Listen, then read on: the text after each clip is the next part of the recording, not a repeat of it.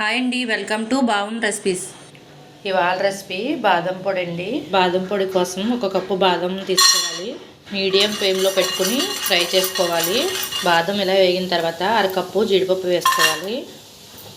జీడిపప్పును కూడా లైట్గా ఫ్రై చేసుకోవాలి. జీడిపప్పు కూడా వేగిపోయిందండి. ఇప్పుడు స్టవ్ ఆఫ్ చేసుకుందాం. ఇవి బాగా చల్లారిన తర్వాత మిక్సీ పట్టుకోవాలి. చల్లారిపోయిందండి బాదం జీడిపప్పును. ఇప్పుడు మిక్సీ పట్టుకుందాం.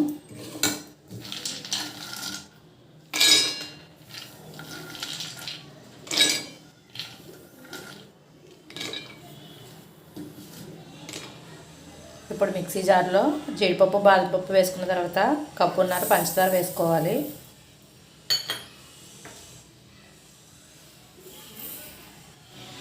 ఇందులోనే కలర్ కోసం పసుపు యాడ్ చేసుకోవాలి. ఇప్పుడు మెత్తగా గ్రైండ్ చేసుకోవాలి.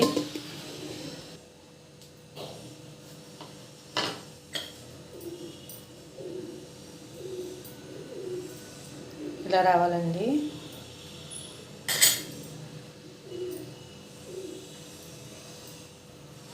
ఈ బాదం పొడిలోనే కొంచెం యాలకుల పొడి కూడా యాడ్ చేసుకోవాలి.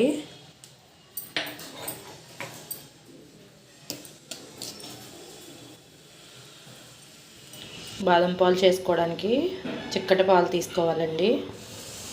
పాలు ఇలాగా 2 పొంగులు వచ్చిన తర్వాత బాదం పొడి యాడ్ చేసుకోవాలి.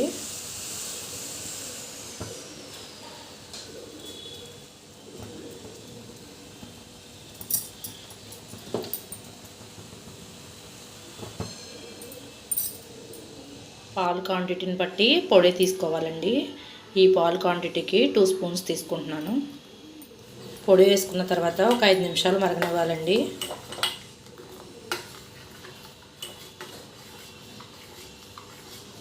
పాలు మరిగిపోయాయండి. ఇప్పుడు స్టవ్ ఆఫ్ చేసుకుందాం. ఇవి చల్లగా తాగినా బాగుంటాయండి, ఇలా వేడిగా తాగినా కూడా బాగుంటాయి. చల్లని బాదం పాలు రెడీ అయినాయండి.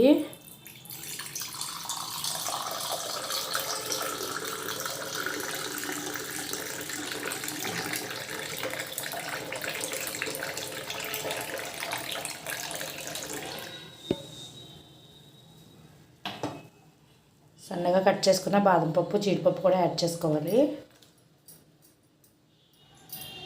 ఈ పొడి బయట ఉంటే 1 వీక్ వరకు ఉంటుందండి. ఫ్రిడ్జ్లో అయితే 1 మంత్ వరకు ఉంటుంది. పొడి తయారు చేసి పెట్టుకుంటే పిల్లలకు ఎప్పుడు కావాలంటే అప్పుడు కమ్మటి బాదం పాలు తయారు చేసి ఇవ్వచ్చండి. మీరు కూడా ఈ ప్రాసెస్లో ఒకసారి ట్రై చేయండి. ఈ వీడియో కనుక నచ్చితే లైక్ చేయండి, షేర్ చేయండి. మరిన్ని రెసిపీస్ కోసం సబ్స్క్రైబ్ చేయండి.